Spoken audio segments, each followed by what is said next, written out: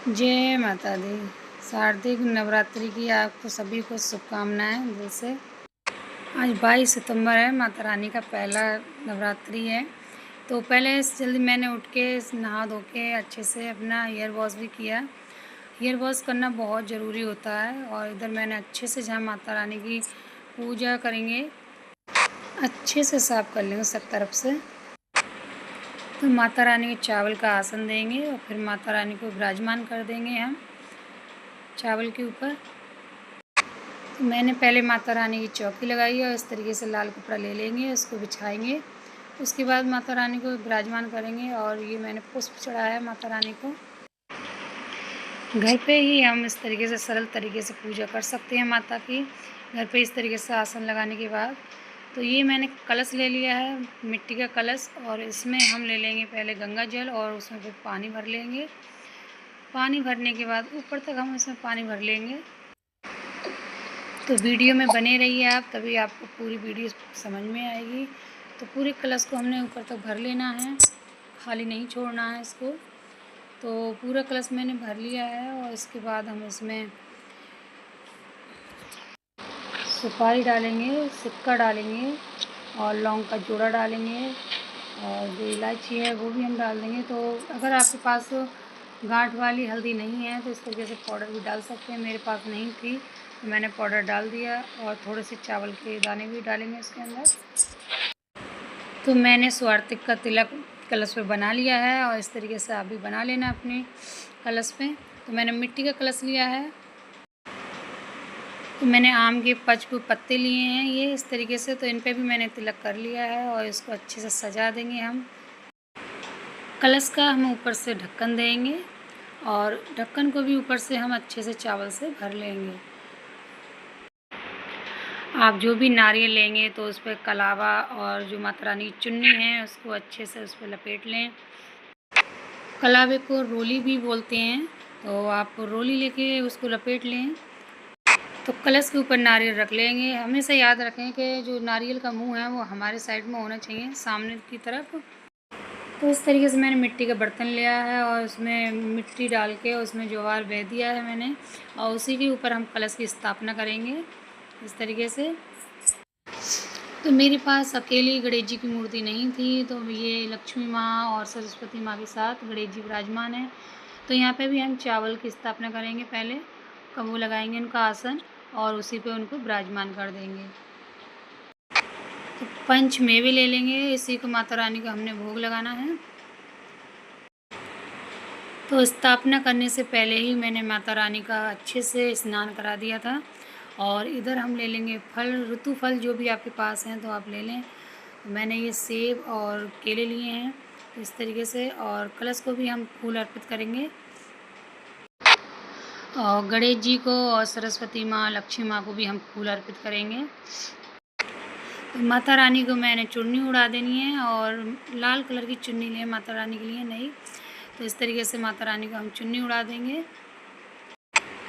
तो इस तरीके से भी हम अपने घर पे पूजा कर सकते हैं सरल तरीके से। ज़रूरी नहीं है कि हमें बहुत कुछ होना ही चाहिए, सब कुछ तो भगवान ने दिया है, माता रानी ने दिया है। तो इधर हमने पान का पत्ता ले लेंगे और इस पर हमने 5 चीज़ें इस पर अर्पित करनी है। सुपारी और इस पर रखेंगे हम बतासा और लौंग का जोड़ा रख दूँगी और इलायची ले लेंगे, वो भी हम इसमें रख देंगे। ये भी माता रानी को अर्पित करेंगे हम। तो पान को भी हम चावल का आसन देंगे। तो इस तरीके से हम अपनी विधि विधान से अपनी पूजा कर सकते हैं घर पे। और इधर मैंने कलश में ले लिया है जल और जल में मैंने थोड़े से फूल डाल लिए हैं। और तो ज्योति ले लेंगे और आपके पास बड़ा दीपक हो तो आप वो भी ले सकते हैं। तो इधर मैं गणेश जी को रोली अर्पित करेंगे। तो हमारे पास जितना भी है, जो भी है श्रद्धा से, और उतने में ही हम अपनी पूजा संपन्न करेंगे। माता रानी सब समझती हैं, उनसे कुछ छिपा नहीं होता। तो ठीक है, तो वैसे इस तरीके से हम सरल तरीके से अपनी पूजा पूरी संपन्न कर लेंगे। तो इधर मैंने कपूर और बतासा ले लिया है। तो माता रानी की आरती करेंगे हम। तो कपूर को पहले हम जला लेंगे और माता रानी का श्रृंगार माता रानी को चढ़ाएंगे। और उसी के साथ हम जो भी दक्षिणा है आप चढ़ाना चाहो, दक्षिणा आप साथ में ही अर्पित कर देना, माता रानी को दक्षिणा दे देंगे। और पूजा में पान का बहुत महत्व होता है, तो पान जरूर पूजा में रखना, शामिल करना चाहिए। और इधर मैंने कपूर और बतासा ले लिया है माता रानी की पूजा और आरती के करने के लिए। तो इस तरीके से हमारी पूजा संपूर्ण हो जाती है। देखिए, माता की पूजा करते टाइम कपूर ज़रूर होना चाहिए, क्योंकि कपूर के बिना तो पूजा ही अधूरी मानी जाती है, ऐसा बोलते हैं। तो जो भी खास और ज़रूरी सामग्री है पूजा की, तो वो हम ले लेंगे। और वैसे जो भी हमारे पास जितना हमारा बनता है उतना हमें करना चाहिए माता रानी को। तो इसमें मैं लौंग का जोड़ा भी अर्पित कर दूंगी। तो जो भी भैया बाहर रहते हैं, ड्यूटी करते हैं, नौकरी और या स्टूडेंट हैं, तो वो इस तरीके से माता रानी पूजा करना चाहते हैं और कलश की स्थापना नहीं कर सकते, तो कोई बात नहीं, बिना कलश के भी पूजा की जा सकती है। और कलश स्थापना करना चाहो तो पूरी पूजा इस तरीके से विधि विधान से होती है, और बिना कलश के भी पूजा की जाती है माता रानी की। माता रानी हम सबको समझती हैं। मैंने इधर धूप जला दी है, और धूप मैंने सारे में दिखा दी है जहाँ पे माता रानी की मैंने स्थापना की है। तो माता रानी का तिलक करेंगे, और कलश का भी तिलक करेंगे, और गणेश जी का भी तिलक करेंगे, सरस्वती माता और लक्ष्मी माता का और सबका हम तिलक कर लेंगे। नारियल का भी तिलक करेंगे हम सबका अच्छे से तिलक करके। तो मैंने ये श्रृंगार ले लिया है माता रानी का, और इस पर हमने जो भी दक्षिणा है माता रानी को देंगे।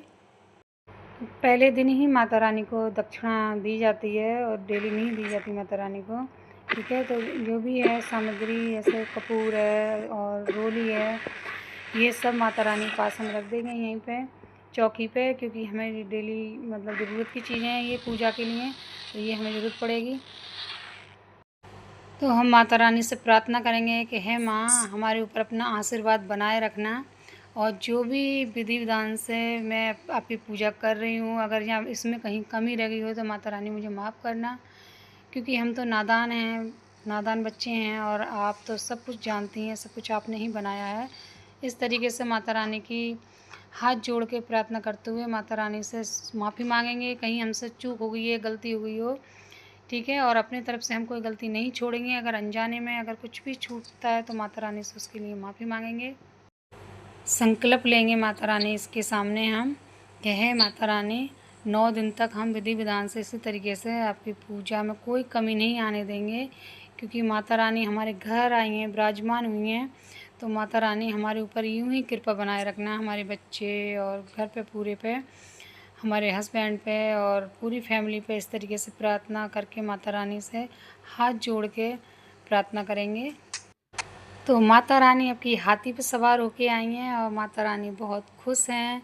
और ये सर्दियों की नवरात्रि शुरू हो चुकी हैं, आज पहली नवरात्रि है, तो सभी के लिए नवरात्रि की हार्दिक शुभकामनाएं।